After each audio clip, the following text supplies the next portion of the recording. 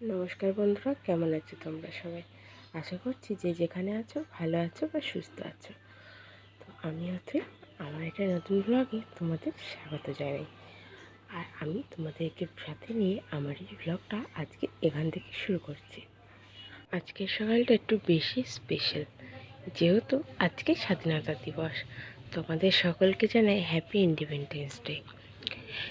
সবাইকে স্বাধীনতা দিবসে আমি শুভেচ্ছা জানিয়ে আমার এই ভিডিওটা শুরু করছি। আজকে বৃহস্পতিবার, ঘড়ির কাঁটায় সময় এখন ঠিক 7:30। ঘুম থেকে উঠেই আজকে বাবা বেরিয়ে গেছে ওদের দুজনের ক্লাবে, মানে আমাদের এখানে যে ক্লাব আছে ওই ক্লাবে ওরা দুজন বেরিয়ে গেছে। আর সেই সুযোগে আমি বিছনাটা গুছিয়ে আমি রান্নাঘরে যাব। আজকে আর রান্নার বেশি তাড়াহুড়ো নেই, কিন্তু যেটুকু আছে সেটুকু শাশুড়ি মা করে নিচ্ছে। ভাত করতে বলেছিলাম, তো সে ভাতটা শাশুড়ি মা অলরেডি বসিয়ে দিয়েছে। ভাবলাম এইটুকু সময়ের মধ্যে আমি নিজের ঘরটাকে একটু সুন্দর করে গুছিয়ে নিই। তো দেখো, প্রথমে ঘরে ঢুকে বিছনাটা আমি তুলে নিয়েছিলাম। বিছনার সেট মানে বিছনার চাদরটা একটু পাল্টে নিয়েছিলাম। অনেকদিন ধরেই এক চাদর পাতা থাকলে না চাদরটা একটা গন্ধ বেরোয়। চাদরটা পাতা আজ প্রায় 3 থেকে 4 দিন হয়ে গেল, যার কারণে চাদরটা আমি একটু পাল্টে নিয়েছিলাম। নিয়ে অন্য একটা চাদর পেতে দিলাম। বালিশের বরগুলোও পাল্টে নিয়েছি। আর বাবানের বালিশের বর তো প্রত্যেক দিনই কাচা হয় আমার প্রায়, যেহেতু হিস করে দেয় সেই জন্য রোদ্রেও দিই আবার কেচেও দিই। তো দেখো, আমার কিন্তু বালিশগুলো সুন্দর করে সাজিয়ে রাখা হয়ে গেছে। আর এবার কোল বালিশগুলো সুন্দর করে আমি সাইডে রেখে দিচ্ছি। এই কদিন জানলাটা দিয়েই শুচ্ছি। ভোর দিকে বেশ ঠান্ডা ঠান্ডা লাগছে। 2-1 দিন আবার রাত্রিবেলা ওইখানে পাখাটাও লাগাচ্ছি, আবার গরমও লাগছে। ওয়েদারটা এখন এতটাই বাজে। এই ওয়েদারটার জন্যই সবার এখন ঠান্ডা গরম লাগছে। যাই হোক, আজকে তো স্বাধীনতা দিবস, অনেক কথা মনে পড়ে যাচ্ছে। চলো তোমাদের সাথে কিছু কথা শেয়ার করি। আমি যখন স্কুলে পড়তাম, অনেক দিন ধরে অপেক্ষা করতাম এই স্বাধীনতা দিবসে, কবে আসবে আর কবে আমরা সবাই মিলে একটু অনুষ্ঠান করব।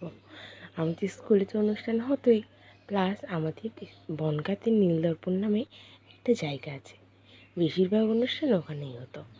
তো সেখানেও অনুষ্ঠান করতে কিন্তু আমাদের স্কুল থেকে আমরা সবাই যেতাম। 4-5 দিন আগে থেকেই প্রিপারেশন শুরু হয়ে যেত, কে গান করবে, কে নাচ করবে। আমার নামটা প্রত্যেকবার নাচেই থাকতো, কারণ আমি নাচটা করতে একটু ভালোবাসতাম, সেই কারণে নাচেই থাকতো। যে যাবার নাম দিতাম না, ম্যামরা জোর করে নিয়ে যেত নাচটায় নাম দেওয়ার জন্য। এইসব দিনগুলো না খুব মনে পড়ে, জানো তো।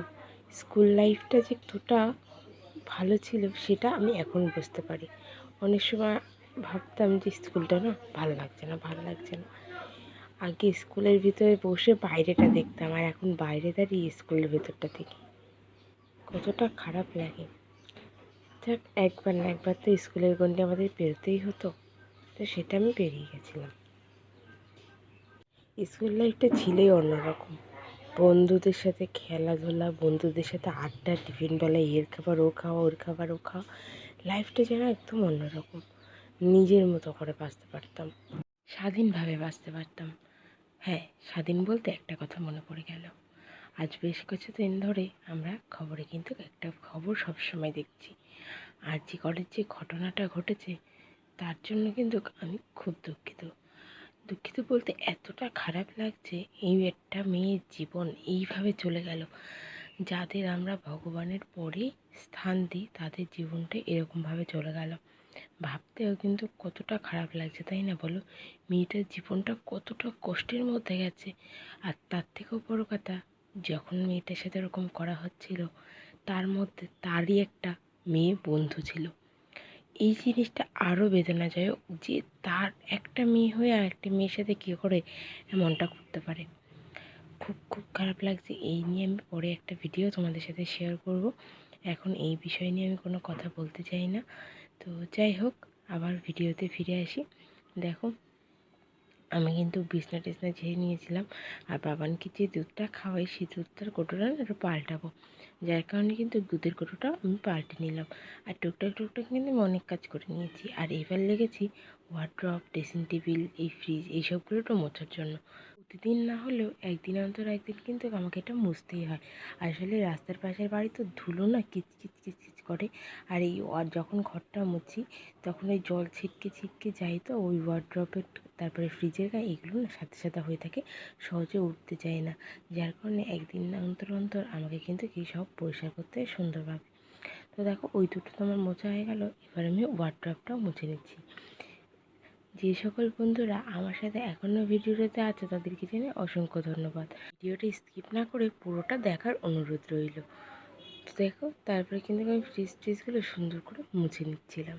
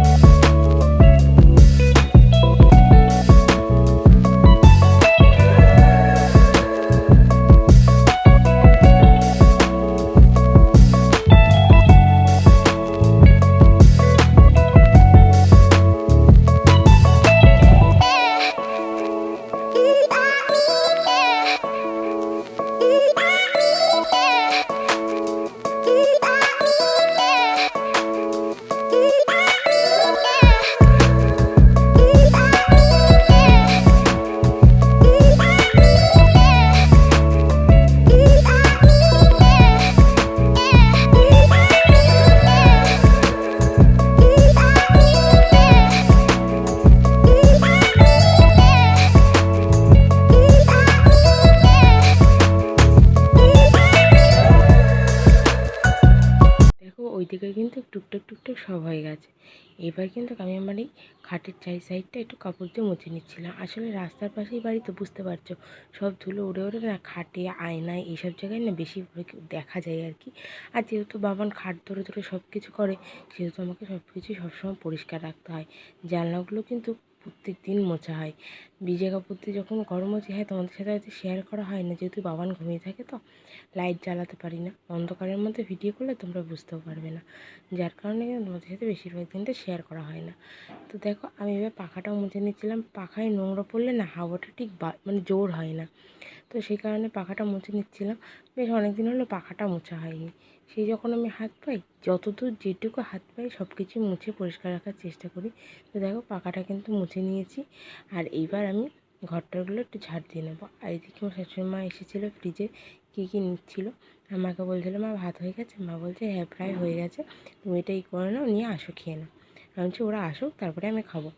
তারপরে টুকটাক জামা কাপড়গুলো ছিল ওইগুলোও তো আবার ধুতে হবে। তো যাই হোক দেখো আমার কিন্তু এসবগুলো মোছা হয়ে গেছে। এবার আমি ঘরটা একটু ঝাড় দিয়ে নেবো। আর বাবানের বাবা এখনও আসেনি। বাবানকে সুন্দর করে রেডি করিয়ে দিয়েছি। তোমরা হয়তো থাম্বনেইলে আমার বাবানের ফটোটা দেখেছো। তো ওকে সকালবেলা এরকম করে রেডি করে দেওয়ার পর ওরা চলে গেছে ক্লাবে মানে আমাদের যেখানে বাড়ির পাশে দুর্গাপুজো হয় ওই ক্লাবে। আর এই ক্লাবের সেক্রেটারি হলো আমার শ্বশুরমশাই। তো যেহেতু ওনাকে যেতে হতো, তাই আমার হাজব্যান্ড এবং আমার বাবা দুজনেই ওনার সাথেই গেছে। তো দেখো অনেক কথা বলে ফেললাম। আর এইদিকে দেখো টুকটাক আমার অনেক কাজ হয়ে গেছে। আমার কিন্তু ঘর ঝাঁটাটাও প্রায় কমপ্লিট। ভাবছি বাবানের ওই খেলনা দিকগুলো আজকে একটু পরিষ্কার করব। সব খেলনাগুলো ভেঙে না গুঁড়োগুলো ওর ভেতরেই ফেলে। ওটা না প্রচণ্ড নোংরা হয়েছে। দেখি আজকে সময় পেলে আজকে ওটা পরিষ্কার করব। আজকে আবার বাড়ির একটু কাজও আছে। বাড়ির কাজ বলতে আমাদের উঠোনে না প্রচণ্ড জল দাঁড়ায়, মাঝখানটা একটু নিচু মতো হয়ে গেছে, যার কারণে একটা ছোট্ট ড্রেন মতো করা হবে। তো ভিডিওটা দেখতে থাকো, আশা করছি সবটাই তোমাদের সাথে শেয়ার করতে পারবো।